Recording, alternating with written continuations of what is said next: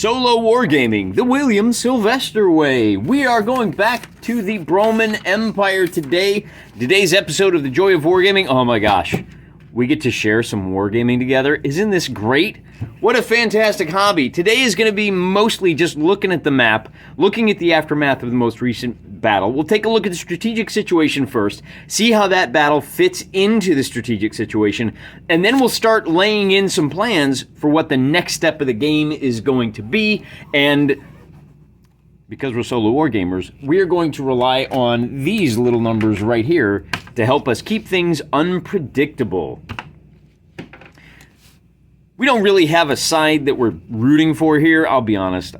My sympathies lie more towards the guys in yellow and white. However, they are a bit hard-pressed. So for those of you that are new to the channel, maybe you've just discovered it, here's what's going on. This is the Roman Empire down south, and they have launched a crusade to get to this point right here. I can't remember what that's called. Don't we have a name for that somewhere? Let me check my back notes. That is Watchtower Hill. Let me write that down. Watchtower Hill is the location of an old tomb that got taken over, and it contains a powerful relic, the girdle of Vince McMaximus. And the Roman Emperor Meltzer has decided to send his hero Sir Dude Delabides off to go regain the girdle. It's a fairly simple objective for the Bromans. Get up there, get some guys into the dungeon, get out with a girdle, and get it back to Brohome. They win. However, the great Orcish Khan, Latora Khan, has assembled a loose alliance. Now, he's gathered all the tribes on the west and on the east side of the river. There are way more orcs than there are humans. The good news is the orcs don't get along so great. There is no mutual support across the river. So these two armies, there were two armies of the west for the orcs, there were two armies of the east for the orcs. Unfortunately, they have lost both of the original battles. The Roman army of the east won. Now, they outnumbered the first wave of orcs. Now they're going to be badly outnumbered for the second wave of the orcs. On the east side of the map, this was a pretty fair fight. And this was the most recent battle that we fought. Remember that all of this bookkeeping, all of this is dedicated towards generating tabletop chainmail battles that are unusual. We had a very strange fight, right? The two sides came in from this corner and from this side. You don't often see that kind of a deployment in a miniature war game. Fairly even numbers. We had about 1,300 foot for the humans and about 1,100 for the orcs, and then maybe a slight edge. We had about 650 horse to 620 horse for the orcs. So maybe a slight edge to the humans, but they won rather handily. And I made some notes here on the battle sheet, but I have some cleaner notes. So let's take a look first. So basically, the next thing that we're looking at is there's going to be a second wave of orcs coming down. We'll look at that, because the one ace in the hole that the humans have is that they're sending an army, a central army, up north through the Darkbriar. Now, the Darkbriar is controlled by the elves. We'll get to that in a second. Like I said, first, let's look at the aftermath of the Battle of Baron Elizabeth Farm. Here we have my little tracking sheet for the Army of the East, led by General Sam Guest. And I've got 3 columns here. Well, 4, technically. The first column is how many people started the war in the army. See, 1,300 medium foot. Heavy foot. This is one of the big frustrations with chainmail, is that Gary calls it light foot, heavy foot, and armored foot. Oh, Lord. All right, well, medium and heavy foot are basically the same. 1,300, so we had a total of 300 killed. We had about 300 wounded, and they will be effective on July 15th. And then we still have an effective number of 725. So what I do is we lost 2 figures. When we fought this battle, each figure represented 25 soldiers, and each stand of 4 represented 100. So there were 2 wounds on the archer block. Those 2 wounds mean we had 2 casualties, one of which, half of those casualties are dead and they're out of the game, half of which are wounded for 2 weeks. They are going to be effective.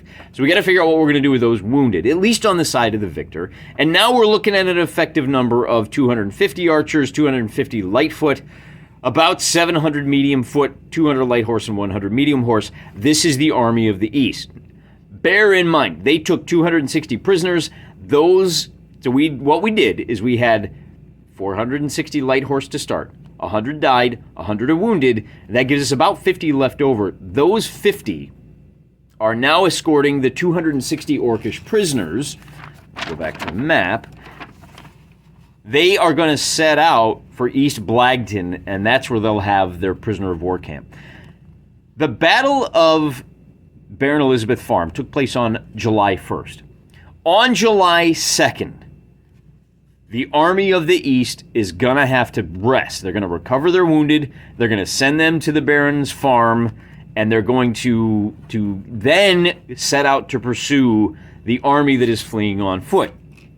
We'll take a look at that army first because we did things just a little bit different. This was the Biters' army, led by Warlord Garn Scar, and he wound up having 50 of his archers killed in action, 150 surrendered, 100 light horse. This is your 250 prisoners that are now being marched down towards East Blagton.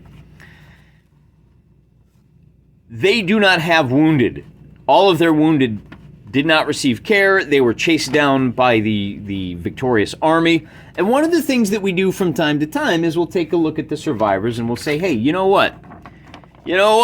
These light horses down here, we had 250 light horses ready to go. They survived. They were ready to chase survivors north, except that if you've watched that battle, you will recall that the light horse raced way over here to these woods, and then they had a huge fight that dragged on and on and on, and they were exhausted and had to catch their breath. And then they stormed way over here, and then, the battle was ended, but they were pretty much exhausted and blown out. So what I have decided is,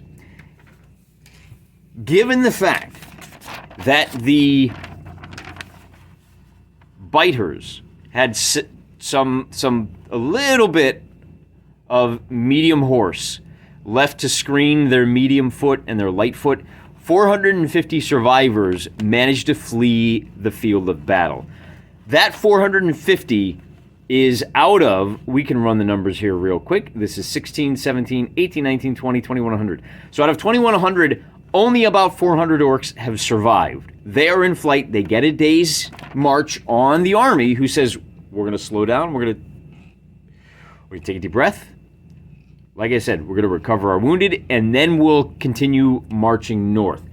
That means that the army, and that's this army here, these are the Nashers. The Nashers are that second northern. Now, the Nashers are all of the forces that were up here that combined to form an army. All of the guys down here were in the first battle. Now all of the orcs up here are getting closer. If they get trounced, and it looks like the humans are going to start sweeping up into the Orcish territory, Lotora Khan is going to have to respond by moving over this way. Likewise, we're set up for a second battle over here. If this battle goes badly in favor of the orcs, how do I put that? If it goes against the orcs badly, then the Khan is going to move this way. And if they both go poorly, I don't know, maybe Khan decides to go for one or the other. Maybe he sues for peace. Maybe he says, take your stupid belt. I don't even care. Just take it and go. We're getting ahead of ourselves. Okay, but that's kind of the overall strategic situation and where things are at. So we have to do some measurements now. And we're going to look, our forces down here, the first thing we have to do is decide, what is General Sam Guest going to do? On July 2nd, he visits his wounded, he takes care of his people, he delivers a load of gold to Baron Elizabeth, who is an independent baron, remember they're not part of the Roman Empire, to reward her, I guess to pay the baron for whatever food and medical supplies she's able to provide. Now, remember that his orders are, draw fire away from the west. This is the goal. Your job is to keep the orcs over here in this area. Which means General Guest has a couple of options at his disposal. One, now that he is going to be outnumbered, hey, let's take a look. And he's got pretty good intel. We've been doing pretty good intel on both of these guys. Let's take a look at what the Nasher force looks like. This is who he's facing. He is now going to be facing 200 archers, right? 225 light foot. These are the survivors from the Biters. almost 2,000 heavy foot, 500 horse, including some heavy horse. All right, 2,000 foot and 500 heavy horse versus 700 foot and 300 horse. This is a 2-to-1 advantage in favor of the orcs. Is Sam Guest really going to go on the offensive against a force like that? Maybe, maybe not. We're going to roll a d6. On a 1 or a 2, he is going to advance northwards and meet that threat head on. The Bromans, for their part, do have the Emperor's own force here. If Guest gets trounced, the Emperor can slide on over and save the eastern portion of the Empire from these rampaging orcs. Remember, if the orcs win, if they beat these guys, they're going to come down and they're going to lay siege to East Blagton. They're going to get back some of their own.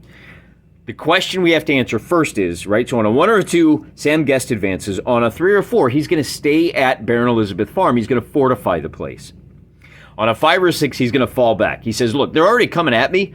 I'm just going to fall back, find some decent place to defend, and, maybe even get into East Blagton, or pull back over this way so that the orcs, when they besiege East Blagton, he can draw some off, split them in half. I'm not sure. Whatever happens, whatever he decides, the orcs will respond in kind. So the first thing we do is we decide, what is Sam Guest going to do? And on a 3 or 4, he's going to fortify. All right, that makes it simple. We are going to use this exact same terrain. Maybe. What we may do is say, Sam Guest ain't stupid. Maybe he's going to maybe we'll do some fortifications here. Maybe we'll look at the area up north. But that is interesting because what it means is we have to check and see how far away the Nashers are. On July 1st, they had just entered the woods. And our rate of movement in the light woods is 1/4 inch per day. So on the 2nd, they will be here. On the 3rd, they'll be right on the boundary of the 2 maps. On the 4th, and then on the 5th, that is where they will arrive, and I'll put a little note here, arrive 7-5 at Baron Elizabeth Farm. All right, so now we've figured out what's happening here up through July 5th. General Guest is going to have the 3rd and the 4th to rest and prepare his defenses. How many days is that the Nashers have been walking? Actually, he's going to have one more day because the orcs are going to have to spend a day resting. Remember, you can only march 6 days in a row. They were here 28. Let's check here. 28, 29, let's see, 28. You can move 2 spaces, 29, 30, and then on the 1st, yeah, so 3, 4, 5, 6, they're going to have to take a day off. So that gives one more day for General Guest to rest his troops. We now know that we have a battle coming up on July 6th. 2nd Baron Elizabeth Farm will be fought in the same general vicinity. Oh, that's kind of interesting. How many times do you see 2 battles fought at the same place in a regular, like a narrative tabletop game? This is the fun and the joy of map-based campaigns. Now, we got to turn the clock back a little bit, though, because the Army of the North, and this is the army that Dude Delabides is in, they entered the Darkbriar on June, let's call it 29th. And if we measure this, you will find you move a 1/4 inch, it's 8 days to get across and out of the Darkbriar. You've got 8 days of risk of annoying the natives. And in this case, the natives means an elvish army. How big is that elvish army? Well, here's what I want to do. I'm going to roll a d20 for every day that this army is in the elvish woods. Remember, this is a buffer state. You've got a lovely country between 2 major empires. And this buffer state has kept them at peace for a long time. It wasn't until one of the empires decided to risk raising the ire of this neutral state and marched across, okay? So they have now done that. And what I want to do is every day that this army is present in the Darkbriar, there's a 5% chance that they run into, we're going to call it a wild hunt. Remember, these are elves, so the normal rules do not apply in the Darkbriar. However, This army is led by a hero who is pretty good at sussing out that kind of things and laying false trails. So I'm going to give them 1 day travel for free, meaning that they are able to get to here, that quarter inch, on the 29th. Normally they would have gotten through on the July 5th, but on the 30th we have to roll. And on a result of a 1, they run into a scouting unit of elves. That scouting unit will delay them for a day. They don't get to travel on that day. Not only that, but D6 plus, let's call it plus 1 day later, so anywhere from 2 to 7 days later, the elvish army shows up. That could be a real problem for them, because the elvish army being active in the Darkbriar means that you either have to beat them, or the army of the North's supply train is interrupted, and they are no longer in supply. They're gonna have to get over here and secure this portion of the battlefield, right? They were counting on the army of the West punching through, and they can be supplied by these guys, but not if they could supply through here or this way, but not if there's an orcish army in the way. What that's going to do is it's going to draw them off in this direction, if the elves show up, right? So just go over that one more time. I'm going to roll a d6 for every day, with a cumulative chance every day of +1 that an elvish scouting mission shows up. Scouting force delays the army by a day. They're going to have to get across without running into the main army. If they can't, the elves show up and the army of the North is going to be in trouble, because we're going to have to set up another battle to fight those elves. So on the 29th, and maybe what I could do to make this a little more, we'll just make it point and click, right? It's 1, 2, 3, 4, 5, 6, 7. So I might have done this wrong. 6, 30, 7, 1, 7, 2, 7, 3, 7, 4, 7, 5. It's actually 7, 6. Okay, so on the 29th, they're good. On the 30th, I rolled an 18. Now on a 1 or a 2, the scouts show up. On a 16, no. So we are now on the July 2nd. On a 1, 2, or a 3, we got a 5, so no. On the 3rd, on a 1 through 4, nope. On the 4th, on a 1 through 5, the elves show up. Nope. On the 6th, the elves show up on a 1 through 6, and that is a 9. Sorry to tease you. And then one more day. If we roll a 1 through 7, they encounter an elvish patrol. And this time we got a 6. So they're unable to move. The elvish patrol slows them down, says, hey, get out of our woods. And then the elvish army will show up on 7 days later. So on July 13th, the elves close the door. And they will stay in the Darkbriar. No one can get through. But the army of the North did punch through. The problem is, because the elves show up, they are essentially out of supply. And on the 6th, we have another complicated situation now. Originally, their plan was to race for Watchtower Hill. If they could get to Watchtower Hill and get out, then maybe Latora Khan could head them off at the pass, but they've got a little bit of extra time. Because Latora Khan has to cross the Upper Sunderland River. That's going to cost him a day. They are closer than he is, so they could spend a day and then get south, but they may have to fight their way south through this army of cleavers. All right, so now we know where this army is, and remember, it cost them a day, so they come out of the woods on the 7th. Makes sense. So now we know what's going on in the center. We still don't know what the Khan is doing, because he's going to wait to see what the results of this battle are and this battle here. And on this battle here over in the west, we'll bring the camera a little bit closer. And now that we know what's going on over here, we have the cleavers have raced down south. They reached Kajdraj event on the 3rd. They had to spend the 4th relaxing. On the 5th, they get to the boundary of the woods. The army of the West now is going to be marching north, and we're going to fight a battle just inside the Falconhome Woods on July 6th, which you will recall is also the day that we're going to be fighting this battle over here, the Battle of 2nd Elizabeth Farm. We now have 2 battles occurring on the same day, and based on the results of both of these battles, we're going to have to decide what the Great Khan will do and what Emperor Meltzer, his nibs himself, is going to do. Who's going where? what, how, depending on how he moves, if the Emperor starts moving now. I will point out that the army of the Emperor has a slight advantage because he's able to move along roads to get east and west. So he will be able to reinforce whoever. He may need to come over and defend the eastern territories. He may need to run over this way to the west in order to open up the supply route in this direction based on what happens here. But we need to talk about that so you know what to expect. And what I'm going to do is I'm going to leave it up to you guys. Which of these two battles do you want to see first? I'm going to put a pause on this. I usually film 2 to 3 weeks in advance.